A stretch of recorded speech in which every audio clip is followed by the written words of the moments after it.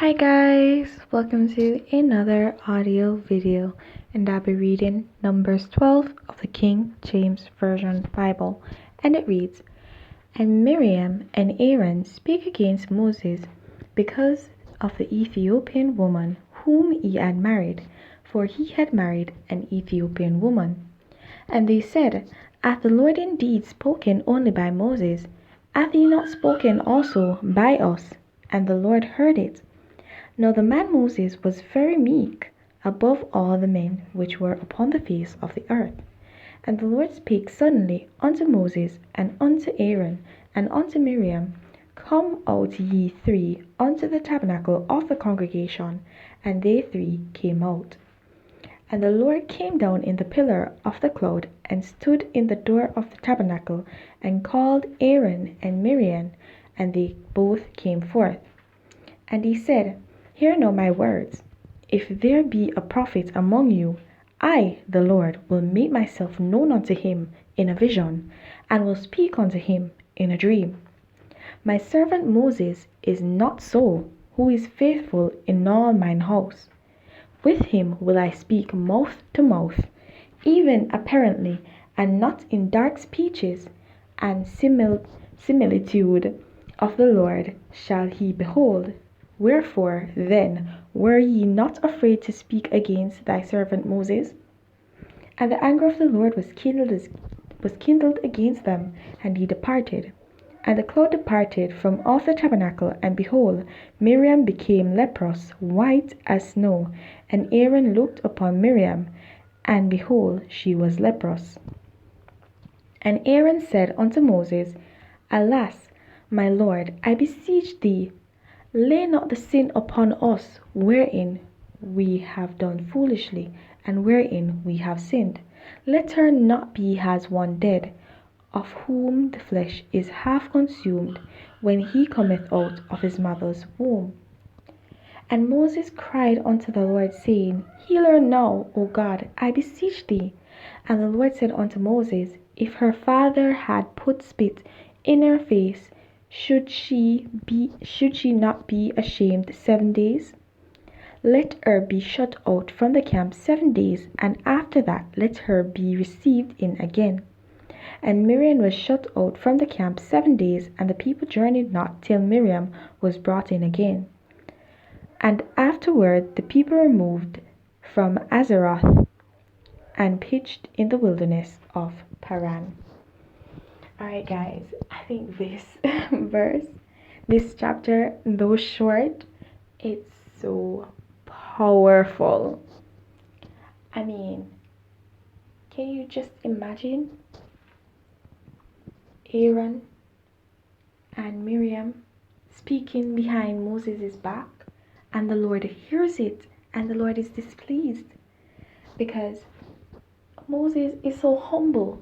And remember, Moses was the one that said unto God, God, I do not want to bear this burden alone. He was the one who was leading, who was actually encouraging God to bring in others. And they were there, and they're envious of him, and they start speaking ill against him. And the Lord heard, and the Lord was displeased, and the Lord inflicted them with a plague, inflicted Miriam, because Aaron was actually the high priest.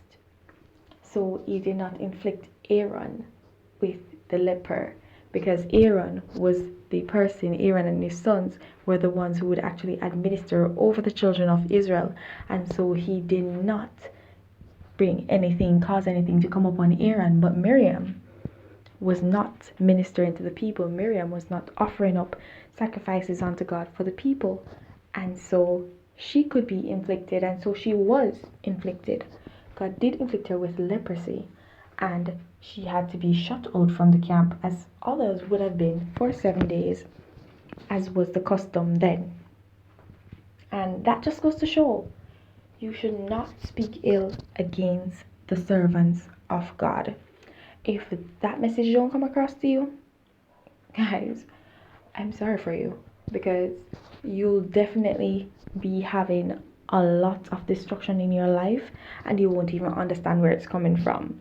So when you see men of God and they're connected with God, don't you dare say, why is it that he's the only one God is speaking to? And because I know it does happen, I know it does occur even in today's society, and people are like, who is he that he's talking about God is speaking to him?